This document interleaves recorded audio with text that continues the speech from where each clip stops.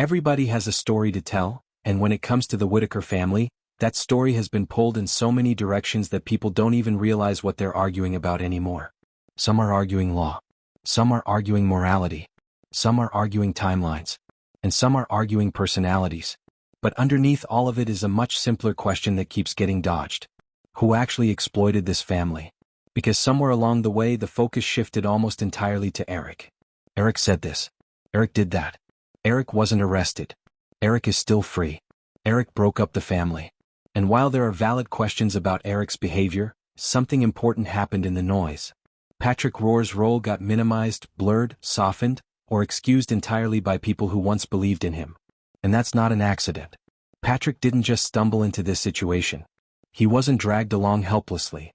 He wasn't some quiet bystander who got overwhelmed. Patrick positioned himself as a helper, a fixer, a provider, and a gatekeeper. And now that he's sitting where he is, facing serious charges, it's time to stop pretending his actions were passive. This isn't about hatred. This isn't about cheering for someone's downfall. This is about accountability. And accountability doesn't care who people liked more. There's a dangerous myth floating around that if someone hasn't been charged yet, they must be innocent. That's not how the world works. People don't usually get caught the first time they do something wrong. They get caught when patterns catch up with them. When the math no longer works. When too many stories line up the same way. When too many people say, "Wait a minute." Patrick didn't wake up one morning shocked by what happened to him. There are signs he knew the walls were closing in. The silence. The distancing. The lack of action when action mattered. Those aren't traits of someone blindsided. Those are traits of someone waiting. And waiting tells you something about character. Because when someone sees harm happening and does nothing, not because they can't, but because it benefits them not to act, that silence is a decision. And Patrick made a lot of decisions. Let's talk about exploitation without excuses. Exploitation doesn't always look like force. It often looks like friendliness. It looks like, "I've got this handled." It looks like, "Trust me." It looks like controlling access, controlling money, controlling narrative, and controlling who speaks and who doesn't. Patrick didn't just appear around the Whittakers and film a few moments. He became embedded. He accepted donations. He accepted items. He accepted trust. And according to allegations, he accepted things that were never meant for him to keep. If it's true that donated items were sold, that alone tells you everything you need to know. Because that means help was never the goal. The appearance of help was. And here's where people get uncomfortable. Because believing Patrick exploited the Whittakers forces people to confront their own choices. It forces them to admit they trusted the wrong person. It forces them to accept that good intentions don't protect anyone from being used. It's easier to redirect that discomfort onto Eric. Eric is loud. Eric is confrontational. Eric made enemies. Eric went to APS. Eric said things on camera that made people recoil. And yes, Eric bears responsibility. He is not innocent in the moral sense. He played a role in destabilizing that family. He inserted himself where he had no authority. He issued ultimatums he had no right to issue.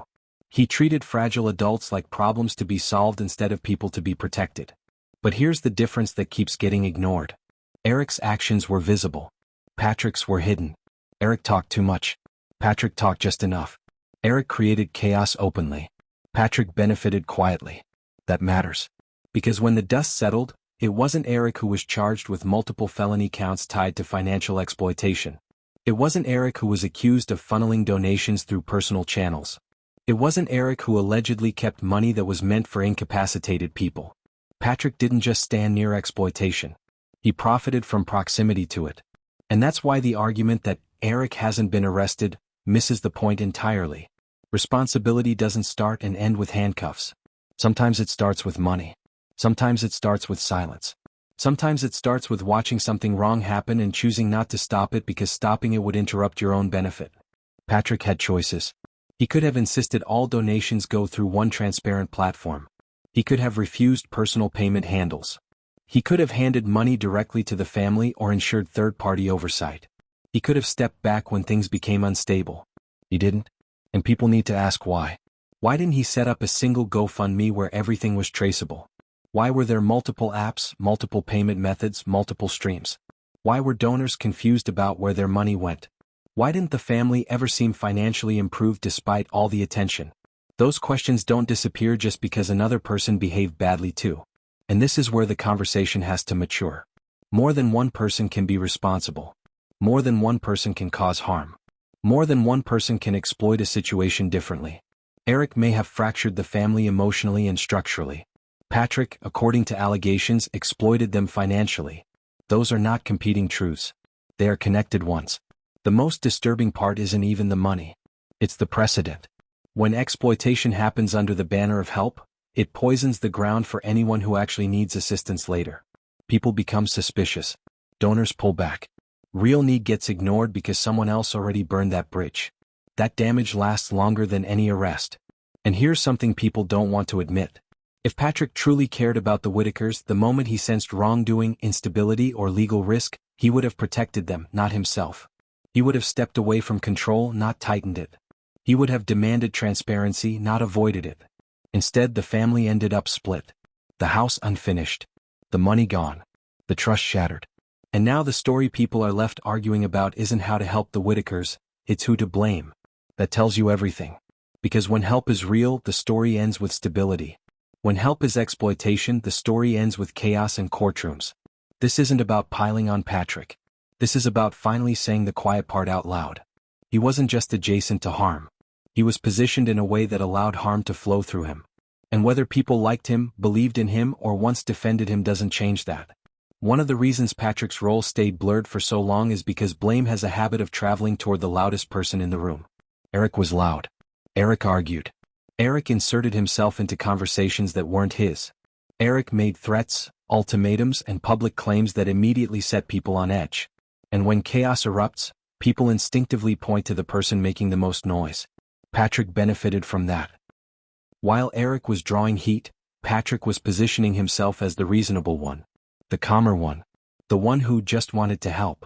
That contrast mattered more than people realized, because in situations involving vulnerable families, perception becomes currency. Whoever looks stable gains trust. Whoever looks angry loses it. And Patrick knew how to look stable. He didn't challenge Eric publicly. He didn't contradict him forcefully. He didn't step in to stop the damage when the family was being pushed, pressured, or destabilized. Instead, he stayed close enough to benefit and quiet enough to avoid scrutiny. That's not fear. That's strategy. People keep saying Patrick was intimidated, that he was scared, that he froze. But fear doesn't explain continued involvement.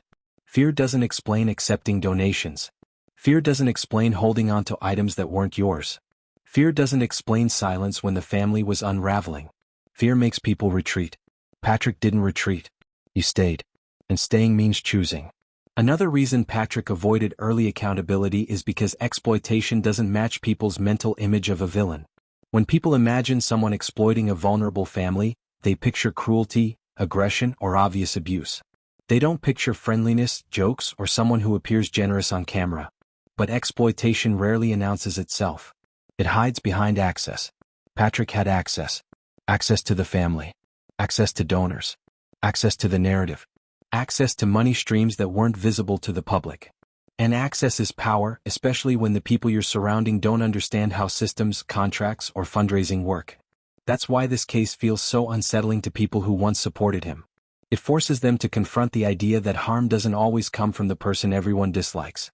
Sometimes it comes from the person everyone trusted. And trust is harder to examine than anger. There's also something else people don't like to talk about. Patrick didn't just benefit financially. He benefited emotionally and socially. Being seen as the helper gave him status. It gave him praise. It gave him defenders. It gave him a shield. When someone questioned him, others rushed in to explain it away. He wouldn't do that. He's different. He cares. He's not like Eric. Those statements didn't come from evidence. They came from comfort. And comfort can be dangerous. Because while people were busy debating whether Eric was too aggressive, too controlling, too inappropriate, Patrick's actions stayed largely unquestioned. The focus was always on intention, never on outcome. Always on personality, never on results. But outcomes don't lie. The family didn't end up financially stable. The house didn't end up completed. The money didn't end up clearly accounted for. The family ended up separated. Those are outcomes. And when outcomes consistently contradict intentions, it's time to stop arguing intentions. Another uncomfortable truth is that Patrick's silence after everything fell apart speaks volumes. When innocent people are falsely accused, they fight loudly. They demand clarity. They provide receipts. They welcome scrutiny. They say, "Look at everything. I have nothing to hide." Patrick didn't do that. Instead, he withdrew. He waited. He let others argue on his behalf. He didn't proactively explain where the money went, how items were handled, or why systems weren't in place. That's not how someone behaves when transparency is their ally. That's how someone behaves when time is their ally. And time doesn't help the Whittakers. Time helps people hoping attention fades. People also forget that Patrick wasn't some outsider stumbling into a mess he didn't understand. He was aware of the family's vulnerabilities. He knew they were fragile adults. He knew they relied on others. He knew they didn't have the capacity to manage finances or consent in the way donors assumed. That knowledge increases responsibility.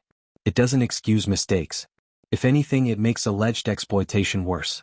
Because when you know someone can't advocate for themselves and you still place yourself between them and resources, you're no longer just helping. You're controlling. And control is where exploitation lives. The argument that Eric caused the split doesn't absolve Patrick of what came next. Even if Eric lit the match, Patrick didn't put out the fire. In fact, it looks more like he warmed his hands by it. And here's the part that makes people defensive.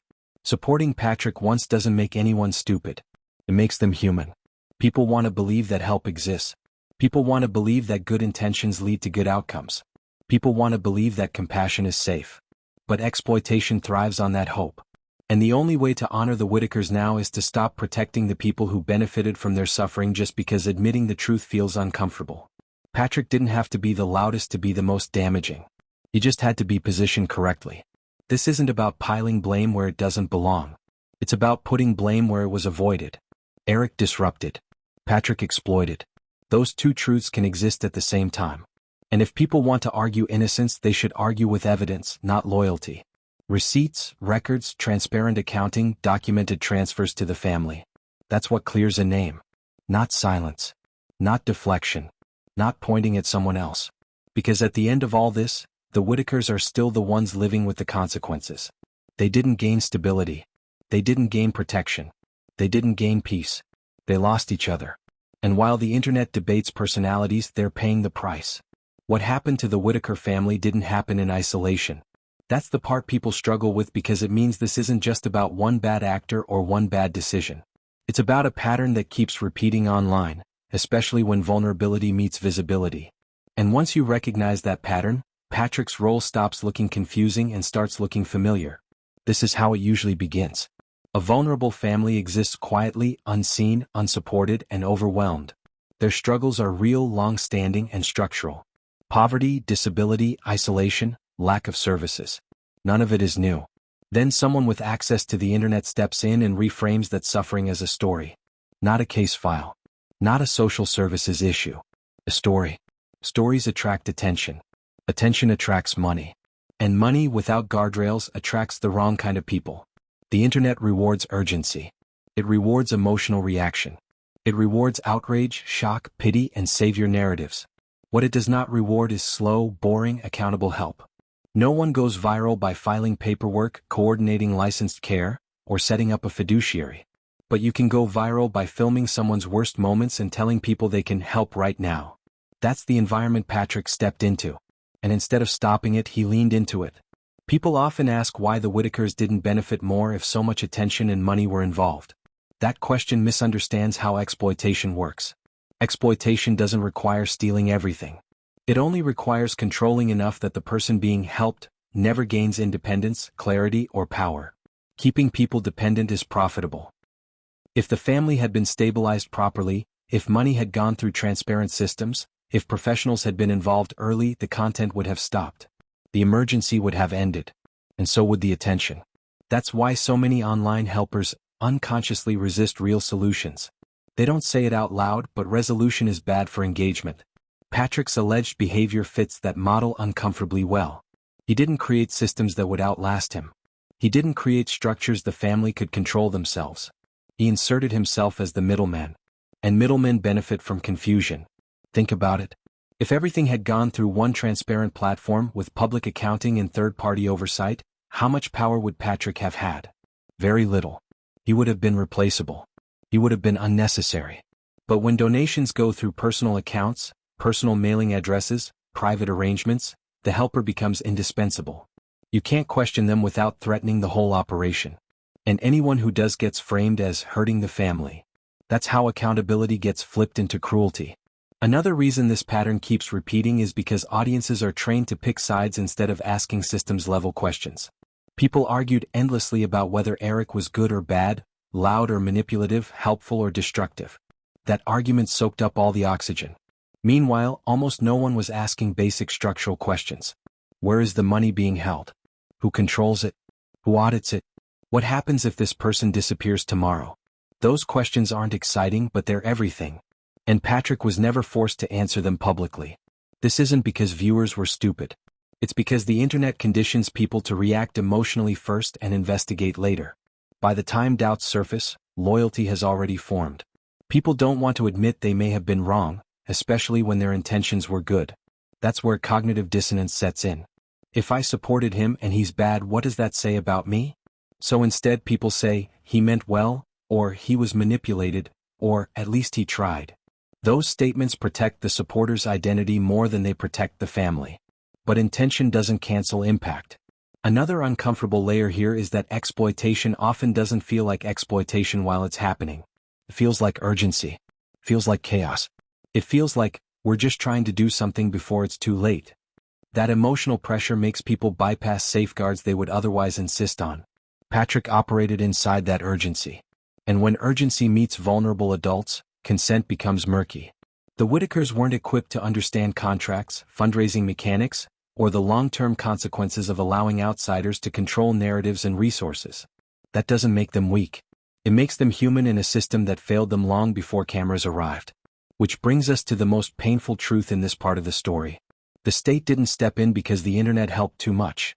The state stepped in because the help was chaotic, unregulated, and potentially harmful. When Adult Protective Services intervenes, it's rarely because a family is suddenly worse than they were before. It's because risk has escalated. And viral attention escalates risk. More people. More interference. More instability. More conflict. More stress. The Whittaker family became a public battleground. And Patrick's alleged exploitation didn't happen in spite of that chaos. It happened because of it. This is why people saying Eric caused everything misses the point. Even if Eric destabilized the environment, Patrick chose to operate within it instead of de-escalating it. He chose proximity to money over distance from harm. He chose access over accountability. That's not passive. That's participation. And here's the part people don't want to say out loud. Exploitation doesn't always end with jail. Sometimes it ends with separation, silence, and systems stepping in too late to undo the damage. The Whittakers didn't just lose money. They lost autonomy. They lost privacy. They lost each other. And they lost control of their own story. That's the real cost. So if there's anything this part of the story should force people to confront, it's this. Charity without structure is not kindness. It's risk. And when vulnerable adults are involved, that risk becomes harm fast. Patrick didn't invent this model. But according to allegations, he used it. And the fact that it worked for as long as it did should alarm everyone, not just the people directly involved. Because the next family is already out there. Already vulnerable. Already one viral clip away from the same cycle. And unless people stop confusing attention with help, this will keep happening. In the next part, we're going to look directly at responsibility. Not legal guilt, not speculation, but moral responsibility. Who had power, who used it, who failed to stop harm, and who paid the price. And more importantly, what accountability actually looks like when the damage can't be undone. Before you move on, leave a comment and answer this honestly. Do you think online charity helps more people than it harms? Or do cases like this prove it needs serious limits? Responsibility is the word everyone avoids because it doesn't belong to one person. It stretches across choices, silence, timing, and power. And that's why Part 4 matters more than any arrest headline or online argument. Because even if Patrick is held legally accountable, the damage done to the Whittaker family didn't happen in a vacuum, and it didn't require everyone involved to act maliciously.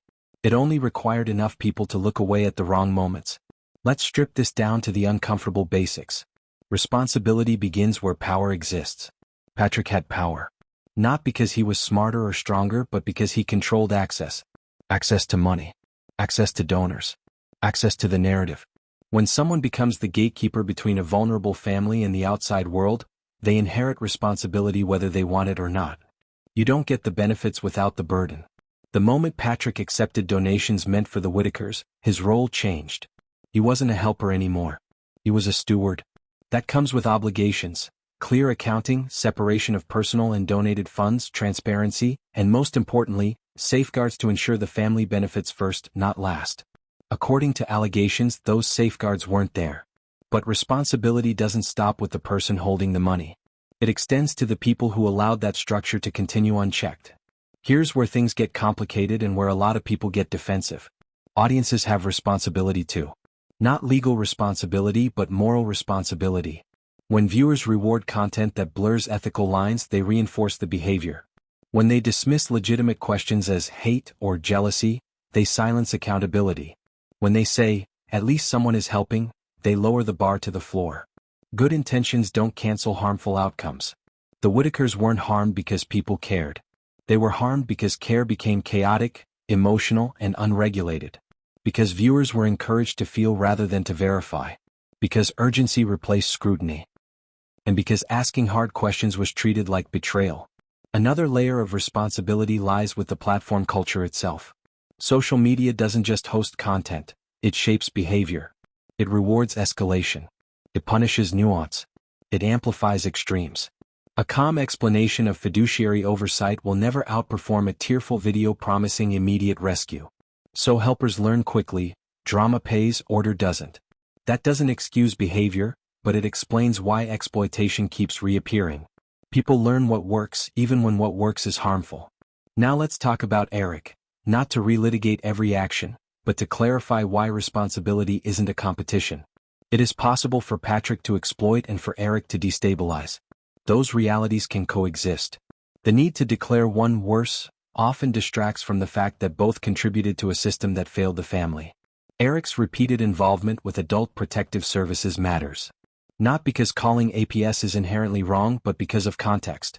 When someone inserts themselves repeatedly into a vulnerable family situation, escalates conflict, and frames themselves as the solution, they are exerting influence whether they admit it or not.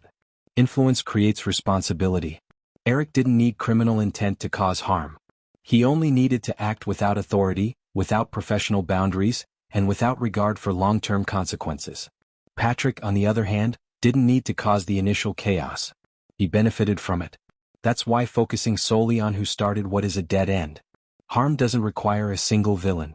It requires misaligned incentives and unchecked power. The Whittaker family was never given a chance to regain control once outsiders entered their lives. Every decision became reactive. Every day became crisis management. That environment is exactly where exploitation thrives. And here's the part that rarely gets said. The state didn't intervene because the family was suddenly worse. The state intervened because the situation became unsustainable. Too many outsiders. Too much money moving without structure. Too much instability layered on top of existing vulnerability. When systems see chaos, they don't sort out who meant well. They remove risk. And the family pays the price. 3 members were removed. 2 were left behind. No clear explanations. No shared plan. Just silence, separation, and the slow collapse of the only life they'd ever known. That outcome didn't require anyone to wake up one morning and decide to destroy the family. It required something far more common. People acting without limits and believing passion was enough. This is where accountability has to mature. Real accountability isn't just punishment after the fact. It's prevention. It's building structures that make exploitation difficult instead of easy. It's refusing to normalize personal fundraising for vulnerable adults. It's demanding third-party oversight. It's understanding that proximity does not equal qualification. And it's accepting that sometimes the most ethical action is to step back. The hardest truth in this part of the story is this: the Whittakers needed less attention and more protection. Less urgency and more planning. Less savior behavior and more boring, regulated help. But boring help doesn't trend. So the internet chose spectacle, and the family absorbed the consequences. Patrick's alleged exploitation is now facing legal consequences. That's necessary. But it's not sufficient. Because if nothing else changes, another Patrick will appear. Another family will go viral. Another audience will rally. And another disaster will unfold. Responsibility doesn't end with one arrest. It ends when the system changes. In the next part, we're going to talk about what accountability actually looks like moving forward, not just for individuals but for platforms, creators, donors, and viewers. And we're going to ask a question that makes a lot of people uncomfortable. If a family can't consent to being filmed, should they ever be content at all? Before continuing, leave a comment and answer this honestly. Do you think good intentions should ever excuse harm when vulnerable people are involved? Or is accountability non-negotiable no matter the motive? If this story has taught us anything, it's that accountability doesn't begin in a courtroom and it doesn't end with an arrest. Accountability begins long before harm becomes visible and it continues long after headlines fade. And part 5 is where we stop looking backward and start asking what responsibility looks like from here on out, for everyone. Because the truth is uncomfortable. The Whittaker family didn't just fall through one crack. They fell through many. They fell through the crack between compassion and control, between attention and oversight, between help and harm. And if we don't confront those gaps honestly, this story will repeat itself with a different family, a different face, and the same ending. Let's talk about consent. Consent is the cornerstone of ethical care. And consent is not just the absence of refusal. It requires understanding, capacity, and freedom from pressure. When people are cognitively impaired, nonverbal, or dependent on others for survival, consent becomes complex. That doesn't mean they lose their humanity, it means the bar for ethical behavior rises, not falls. Filming vulnerable adults for public consumption without clear, documented, informed consent is not awareness. It is exposure. And exposure without protection is exploitation, even when wrapped in kindness. The internet has normalized something deeply dangerous. The idea that suffering is acceptable if it generates sympathy. That humiliation is tolerable if it raises funds. That dignity is negotiable if the outcome feels good. But dignity is not a luxury item. It is not something people earn by being likable or grateful. It is a right. The Whittakers were never positioned to protect their own dignity once outsiders entered their lives. They didn't understand algorithms. They didn't understand monetization. They didn't understand that every moment could be clipped, sold, debated, or weaponized. That responsibility fell on the people who did understand, and too many of them failed. Now let's talk about structure, because structure is what separates help from harm. Real help has paperwork. Real help has limits. Real help has accountability. It doesn't rely on one person's judgment, one person's wallet, or one person's story. It distributes responsibility so no single individual becomes untouchable. The moment donations flow through personal accounts, the moment transparency is treated as optional, the moment questions are framed as attacks, that's when help becomes dangerous. This isn't theoretical. We've seen what happens. Money moved without oversight. Promises were made without authority. Decisions were pushed without consent. And when it collapsed, the family paid the price. That's why the question, who is to blame, is ultimately the wrong one. The better question is, what systems allowed this to happen? Platforms allowed monetization without safeguards. Audiences rewarded emotional manipulation. Creators blurred lines between advocacy and ownership. And institutions reacted only after the damage was done. This doesn't mean no one is responsible. It means responsibility is shared, and shared responsibility requires shared reform. So what does reform look like? First, vulnerable adults should never be fundraised for without independent oversight. Ever. If someone truly wants to help, they partner with established organizations, social workers, legal guardians, or verified nonprofits. They don't reinvent the wheel with a camera and a payment app. Second, filming should never be a condition of care. If help requires exposure, it's not help, it's a transaction. And vulnerable people cannot ethically be used as currency. Third, donors need to slow down. Emotional urgency is the oldest manipulation tactic in the book. The more rushed you feel, the more careful you should be. Ask where the money goes. Ask who controls it. Ask what protections exist if something goes wrong. If those questions are treated as hostility, walk away. And finally, we need to confront something uncomfortable about ourselves as viewers. We say we want to help, but often what we really want is resolution. A clean ending. A hero. A villain. Closure. Real life doesn't work like that. Sometimes the most ethical outcome looks unsatisfying. It looks like silence. It looks like privacy. It looks like not knowing everything. The fact that we no longer see certain members of the Whittaker family may be frustrating, but it may also be the first time their lives are not being consumed by strangers. That doesn't erase the pain of separation. It doesn't undo the harm already done. But it does challenge us to rethink what following a story should mean when real people are involved. The Whittakers are not content. They are not lessons. They are not symbols. They are people who lived for decades without protection, were suddenly overwhelmed by attention, and then lost control of their own narrative. If this chapter of their story leads to anything meaningful, it should lead to restraint. Restraint in what we share. Restraint in what we fund. Restraint in what we demand access to. Because the line between helping and hurting is thinner than most people want to admit, and once it's crossed, intentions don't matter anymore. Patrick's alleged exploitation is now in the hands of the legal system. That process will play out as it should. But the larger reckoning belongs to all of us. Will we continue rewarding chaos dressed up as care? Or will we insist on systems that protect the most vulnerable, even if it means fewer videos, fewer updates, and less drama? That's the real choice this story leaves behind. Before you leave, I want you to comment with one thing. Not a name, not an accusation, not a rumor. Answer this instead. What boundary do you think should never be crossed when helping a vulnerable family online? Because if we don't define those boundaries now, someone else will cross them later, and another family will pay the price. Thank you for watching this video. Click here to watch another video that might interest you.